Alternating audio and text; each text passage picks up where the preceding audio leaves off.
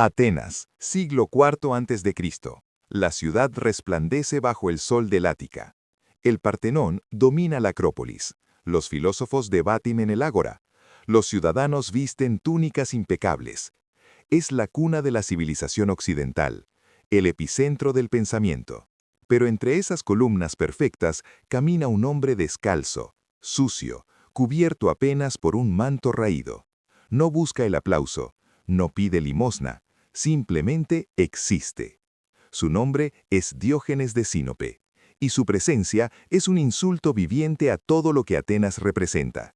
Diógenes no tiene casa, duerme en un tonel de cerámica abandonado cerca del ágora. No tiene familia, no tiene posesiones más allá de un bastón y una escudiña. Los atenienses lo miran con desprecio, con asco, con curiosidad morbosa. Este vagabundo se atreve a orinar en público, a comer en la plaza como un animal, a insultar a los poderosos sin el menor temor. No es un loco, es un filósofo, pero no como los otros. Platón teoriza sobre mundos ideales. Aristóteles clasifica la realidad. Diógenes, en cambio, vive su filosofía, la encarna, la escupe en la cara de quien se atreva a acercarse. Nació en Sinope, ciudad costera del Mar Negro, hacia el año 412 a.C. Su padre era banquero, un hombre respetable, pero algo salió terriblemente mal. Algunos dicen que su padre falsificó moneda y ambos fueron exiliados. Otros afirman que fue Diógenes mismo quien cometió el delito, buscando deliberadamente la ruina.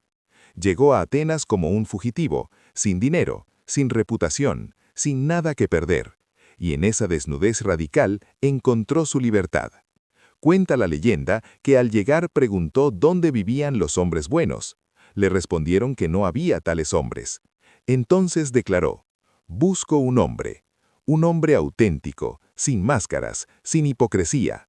Caminaba por Atenas en pleno día con una lámpara encendida, alumbrando rostros. La gente se burlaba. Él respondía: «Busco un hombre, pero solo encuentro fantasmas vestidos de ciudadanos». Su tonel se convirtió en símbolo. Mientras los atenienses competían por casas más grandes, por esclavos más numerosos, por banquetes más lujosos, Diógenes habitaba un recipiente de barro. No por pobreza forzada, por elección. Rechazaba conscientemente todo lo que la sociedad consideraba necesario para la felicidad. Y allí, en su tonel, era más libre que cualquier hombre rico encadenado a sus posesiones. Cuando alguien le preguntó qué había ganado con la filosofía, respondió: «La capacidad de conversar conmigo mismo».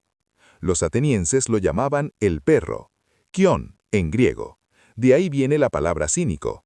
Y Diógenes aceptó el insulto como un elogio. Sí, vivía como un perro. Comía en público, se rascaba donde le picaba, ladraba a quienes le disgustaban. Pero a diferencia de los humanos que lo rodeaban, él no mentía, no fingía, no se escondía detrás de convenciones sociales. Era brutalmente, obscenamente honesto, y eso lo convertía en el hombre más peligroso de Atenas. Porque Diógenes no atacaba personas, atacaba el sistema completo. Cada gesto suyo era un cuestionamiento radical. ¿Por qué necesitamos casas cuando una cueva sirve? ¿Por qué necesitamos vajillas cuando las manos funcionan? ¿Por qué necesitamos leyes cuando tenemos la naturaleza? Sus preguntas no buscaban respuestas, buscaban incomodar, despertar, obligar a la reflexión. Si esto te está haciendo pensar diferente sobre lo que realmente necesitas, suscríbete a Historiador del Pasado. Aquí exploramos a los pensadores que desafiaron su época y siguen desafiando la nuestra. Diógenes convirtió su cuerpo en manifiesto político. Rechazaba el baño no por pereza, sino para demostrar que la limpieza es una construcción social. Comía lentejas crudas para probar que la cocina es innecesaria. Dormía donde caía para evidenciar que la vivienda es un lujo, no un derecho natural. Cada acto cotidiano se transformaba en filosofía práctica. No escribió tratados, no fundó academia. Simplemente vivió de forma tan radical que su existencia misma era un argumento imposible de refutar. Y Atenas, esa ciudad tan orgullosa de su racionalidad, no sabía qué hacer con él. No podían ignorarlo porque su presencia era demasiado escandalosa. No podían arrestarlo porque técnicamente no violaba leyes serias. No podían debatirlo porque sus argumentos no eran lógicos, sino existenciales. Diógenes había encontrado la grieta en el sistema, vivir la contradicción que todos los demás solo predicaban. Mientras los filósofos hablaban de virtud en cómodos simposios, él la practicaba en el lodo de las calles. Y esa autenticidad brutal lo hacía invencible. Pero, ¿qué es exactamente el cinismo? No el cinismo moderno, esa actitud desencantada y burlona. El cinismo antiguo era algo radicalmente distinto, una filosofía de la autosuficiencia absoluta, un rechazo total a las necesidades artificiales, un retorno violento a la naturaleza humana más elemental. Diógenes heredó esta corriente de su maestro Antístenes, discípulo de Sócrates, pero donde Antístenes enseñaba, Diógenes vivía. Su maestro hablaba bien, pero no vivía lo que predicaba. Entonces Diógenes decidió convertirse en el cinismo viviente. El primer principio cínico es la autarquía, autosuficiencia total. No depender de nada ni de nadie para tu felicidad. Diógenes observó a un ratón corriendo por el ágora y tuvo una epifanía. Ese animal no necesita cama blanda, no necesita luz artificial, no teme la oscuridad ni la soledad. Vive según su naturaleza y es perfectamente libre. ¿Por qué los humanos, siendo supuestamente más inteligentes, se esclavizan a 1000 necesidades artificiales? Desde ese día se propuso vivir como ese ratón, y descubrió algo perturbador. Cuanto menos necesitas, más libre eres. El segundo principio es el desprecio por la riqueza. No la pobreza como sacrificio, sino la pobreza como liberación. Diógenes veía a los ricos de Atenas y los compadecía. Eran prisioneros de sus posesiones. Necesitaban esclavos para mantener sus casas, guardias para proteger sus tesoros. Vivían con miedo constante. Él no tenía nada, y precisamente por eso nadie podía quitarle nada. Cuando le robaron su única escudilla, se alegró. Un problema menos. Empezó a beber agua directamente del río, usando sus manos como copa.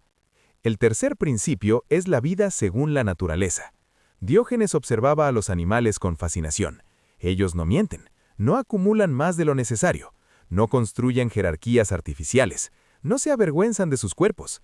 Entonces se preguntaba, ¿por qué los humanos sí? ¿Quién decidió que comer en público es vulgar? ¿Quién determinó que el sexo debe ocultarse? La naturaleza no conoce esas reglas, son inventos humanos, artificios que nos alejan de nuestra esencia. Por eso, Diógenes se escandalizaba deliberadamente. Cuando sentía hambre, comía. Da igual si estaba en medio de una ceremonia religiosa. Cuando sentía deseo sexual, se masturbaba públicamente. Si la función es natural, ¿por qué esconderla? Cuando los atenienses se horrorizaban, él respondía con ironía demoledora. Ojalá fuera tan fácil satisfacer el hambre frotándose el estómago. No buscaba el escándalo por sí mismo, buscaba exponer la hipocresía. ¿Por qué aceptamos ciertas funciones corporales y censuramos otras? ¿Quién trazó esa línea arbitraria? El cuarto principio es la crítica radical a la hipocresía social. Diógenes era un detector de mentiras viviente. Veía a políticos predicando virtud mientras robaban fondos públicos. Veía a filósofos teorizando sobre la justicia mientras explotaban a sus esclavos. Veía a ciudadanos presumiendo de civilización mientras celebraban guerras brutales. Y no podía quedarse callado. Su arma era la parresia, el hablar franco sin filtros. Decía la verdad sin importar las consecuencias, sin cortesía, sin diplomacia, sin el barniz que hace tolerables las relaciones humanas. Platón lo definió como un Sócrates enloquecido, y tenía razón a medias. Como Sócrates, Diógenes cuestionaba todo, pero mientras Sócrates usaba la ironía gentil, Diógenes usaba el insulto directo y la provocación obscena. Sócrates fue condenado a muerte por corromper a la juventud. Diógenes hizo cosas mucho peores y sobrevivió. ¿Por qué? Porque los atenienses podían matar a un ciudadano respetable que los desafiaba intelectualmente, pero no sabían qué hacer con un vagabundo que los desafiaba existencialmente. Diógenes convirtió la pobreza voluntaria en aristocracia espiritual. No era pobre porque fracasara, era pobre porque había vencido a la vida, había conquistado sus propios deseos, había trascendido las necesidades artificiales, y eso lo hacía más poderoso que cualquier rey. Cuando alguien le ofreció dinero, preguntó, ¿para qué lo necesito? ¿Para comprar comida? Puedo mendigar. ¿Para comprar ropa? Este manto me basta. ¿Para comprar placer? Los placeres gratuitos son más dulces. El benefactor quedó sin respuesta. Acababa de presenciar algo imposible. Un hombre que realmente no necesitaba nada. Esta filosofía era peligrosa. Todavía lo es. Porque si Diógenes tenía razón, entonces toda nuestra civilización está construida sobre necesidades falsas. El comercio, la política, la guerra, la cultura misma existen porque creemos necesitar cosas que en realidad no necesitamos. Si todos viviéramos como Diógenes, la sociedad colapsaría. No habría economía porque nadie compraría nada innecesario. No habría ambición porque nadie buscaría acumular poder. Los atenienses entendían esto instintivamente. Por eso lo llamaban el perro con desprecio, y por eso, en secreto, lo temían. ¿Qué opinas tú del cinismo de Diógenes? ¿Es una filosofía liberadora o simplemente imposible de vivir en sociedad? Déjanos tu opinión en los comentarios. Y si conoces otros pensadores radicales que deberíamos explorar, compártelos con la comunidad de Historiador del Pasado. Las anécdotas sobre Diógenes son legendarias, tantas que es imposible saber cuáles son históricas y cuáles fueron inventadas posteriormente, pero eso no importa, porque reales o míticas, estas historias capturan una verdad esencial. Diógenes era un maestro del gesto filosófico, del acto simbólico que comunica más que 1000 argumentos. Y el encuentro más famoso fue su conversación con Alejandro Magno, el hombre más poderoso del mundo conocido. Alejandro había conquistado Grecia. Era joven, brillante, ambicioso. Había estudiado con Aristóteles, y cuando llegó a Corinto, quiso conocer al famoso filósofo que vivía en un tonel. Encontró a Diógenes tomando el sol, acostado tranquilamente. El conquistador se acercó rodeado de su séquito militar. Los soldados esperaban que el vagabundo se postrara, que suplicara favores. Diógenes ni siquiera se incorporó. Alejandro, fascinado, le preguntó: «Soy Alejandro Magno, ¿hay algo que pueda hacer por ti?». Diógenes lo miró con absoluta indiferencia y respondió: «Sí, apártate, me tapas el sol». El silencio fue total. Los soldados esperaban la orden de ejecutarlo, pero Alejandro, en lugar de enfurecerse, se rió. Admiró esa libertad radical, esa ausencia total de miedo, y dijo a sus generales: «Si no fuera Alejandro, me gustaría ser Diógenes». El filósofo, sin moverse, respondió: «Si yo no fuera Diógenes, también me gustaría ser Diógenes». La diferencia era clara. Alejandro admiraba la libertad de Diógenes, pero no podía renunciar a su ambición. Diógenes ya era libre. Esta anécdota revela el núcleo del pensamiento cínico.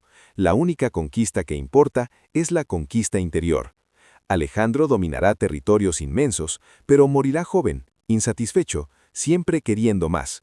Diógenes no conquistará nada y morirá en paz, sin desear nada. ¿Quién es realmente más poderoso?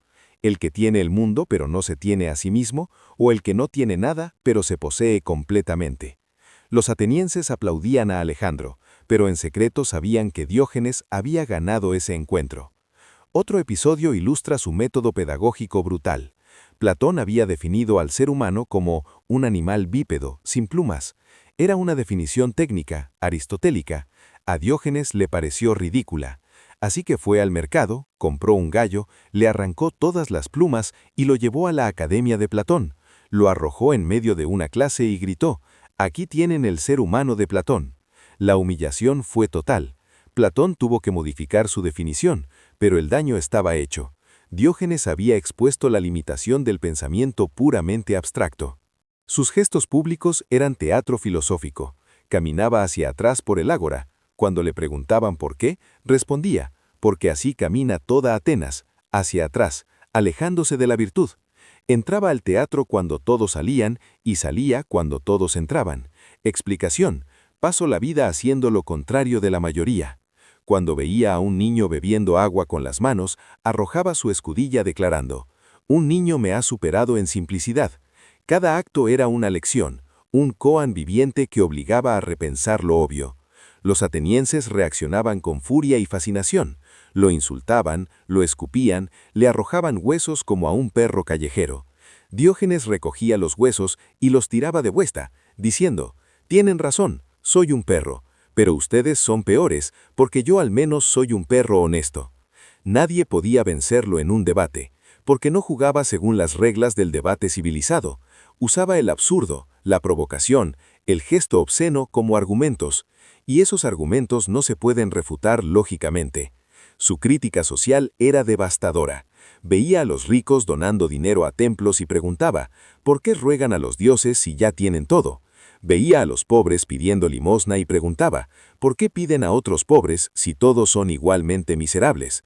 Veía a los filósofos cobrando por enseñar y se burlaba, venden sabiduría pero siguen siendo ignorantes. Nadie escapaba a su escrutinio mordaz. Ricos y pobres, sabios e ignorantes, todos eran hipócritas a sus ojos. ¿Por qué escandalizaba tanto? Porque atacaba el pacto social fundamental, la idea de que debemos sacrificar nuestra autenticidad para vivir en comunidad. Toda sociedad funciona mediante convenciones, mentiras piadosas, cortesías vacías, reglas no escritas. Diógenes se negaba a participar.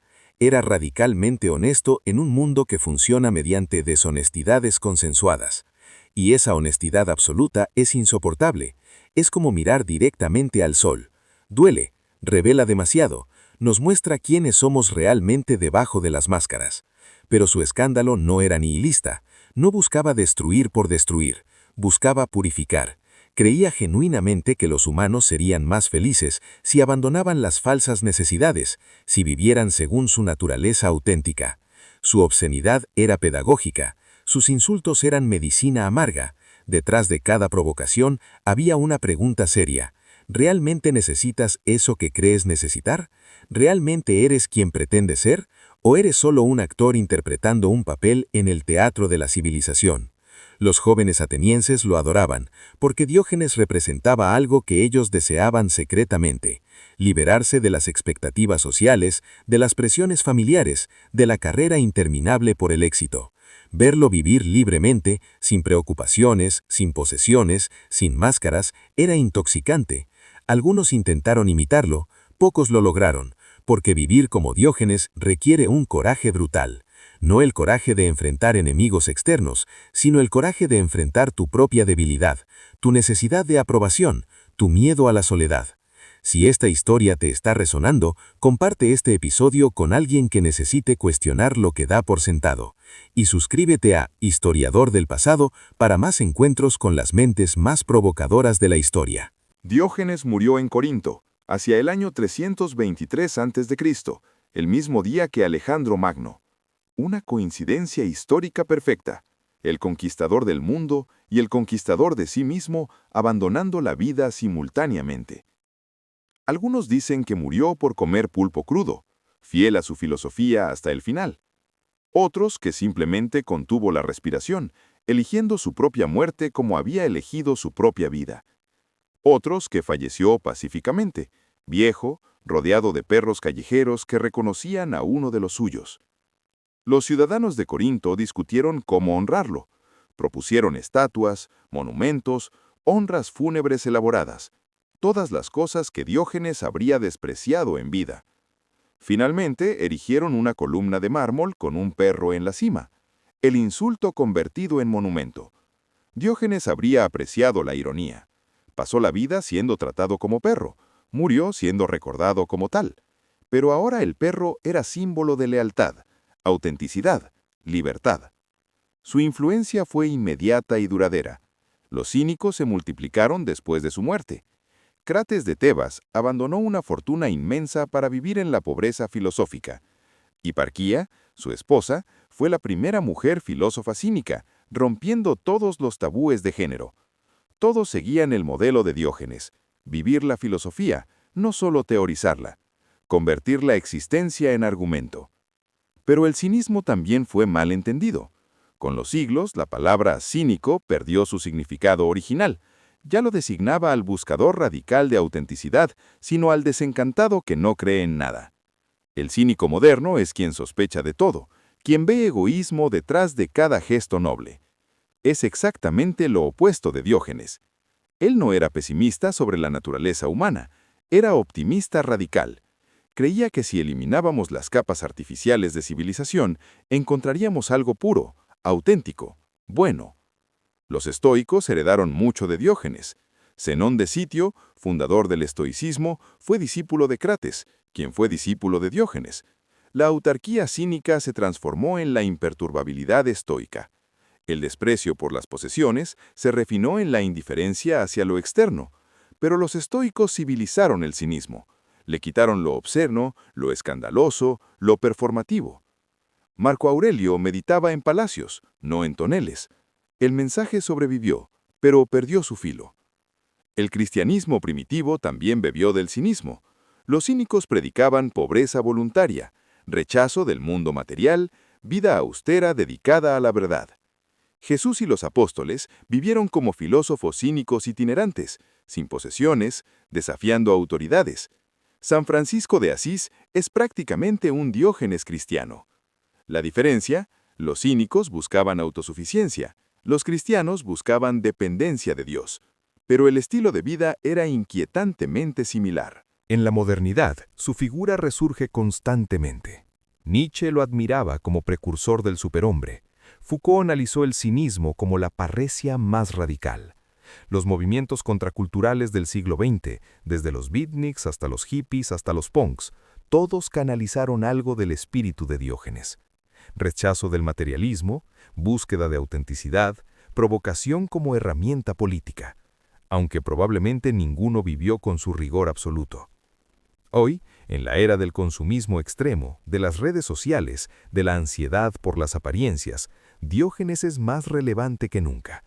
Vivimos en una civilización que genera necesidades artificiales constantemente. Necesitamos el último teléfono, la ropa de marca, la validación mediante likes. Y mientras más tenemos, más infelices somos. Las tasas de depresión explotan en las sociedades más prósperas. La paradoja que Diógenes identificó hace 24 siglos sigue vigente. La abundancia material no produce felicidad. Su pregunta fundamental nos persigue. ¿Qué necesitas realmente? No qué deseas, no qué quieres. ¿Qué necesitas para vivir bien, para ser feliz, para ser libre? La respuesta cínica es brutal en su simplicidad. Mucho menos de lo que crees. Comida básica, refugio mínimo, ropa funcional, libertad de tu propia mente. Todo lo demás es extra. Todo lo demás es cadena dorada que nos esclaviza. Diógenes vivió con casi nada y fue libre. Nosotros vivimos con casi todo y nos sentimos prisioneros. Pero su legado no es solo práctico, es también provocación permanente. Diógenes nos incomoda, nos recuerda que nuestras excusas son solo eso, excusas. Decimos que no podemos vivir con menos porque tenemos responsabilidades. Y todo eso es parcialmente cierto. Pero Diógenes expone la mentira subyacente. En realidad, no queremos vivir con menos. Nos gusta nuestra comodidad, nuestra seguridad. Y está bien, pero al menos deberíamos ser honestos al respecto. El perro de Sinope nos mira desde hace 24 siglos con esa mirada sardónica. Nos ve corriendo en nuestra rueda de hámster, acumulando objetos que no necesitamos, impresionando a personas que no nos importan, viviendo vidas que no hemos elegido realmente. Y nos pregunta, ¿cuándo vas a despertar? ¿Cuándo vas a soltar todo lo superfluo y vivir finalmente? No mañana, no cuando te jubiles, ahora. La libertad no es un destino futuro, es una decisión presente. Diógenes no ofrece un sistema filosófico completo, no resuelve los grandes problemas metafísicos, ofrece algo más simple y más difícil, un espejo. Nos muestra quiénes somos debajo de las máscaras y nos desafía a vivir coherentemente con lo que descubrimos. No todos podemos vivir en un tonel, pero todos podemos preguntarnos qué tonel metafórico estamos cargando innecesariamente, qué posesiones, qué relaciones, qué ambiciones nos pesan más de lo que nos nutren. Su legado final es la libertad incómoda, la libertad que no se siente bien al principio, la libertad que asusta, que aísla, que nos deja desnudos frente a nosotros mismos. Pero es la única libertad real. No la libertad de elegir entre 1000 opciones de consumo, la libertad de no necesitar esas opciones, no la libertad de hacer lo que quieres, la libertad de querer menos, no la libertad de tener más, la libertad de ser suficiente. 2400 años después, el perro sigue ladrando, sigue buscando hombres auténticos con su lámpara encendida, sigue sin encontrarlos, pero ahí radica la esperanza. Mientras su historia se cuente, mientras su provocación resuene, la posibilidad de la autenticidad permanece viva. Quizá no podamos ser Diógenes, pero podemos dejar que Diógenes nos cuestione, y en ese cuestionamiento florece la filosofía genuina. Este es Historiador del pasado, donde exploramos las mentes que desafiaron su tiempo y siguen desafiando el nuestro. Si Diógenes te provocó, te molestó o te hizo pensar diferente, suscríbete al canal. Hay más pensadores radicales esperando.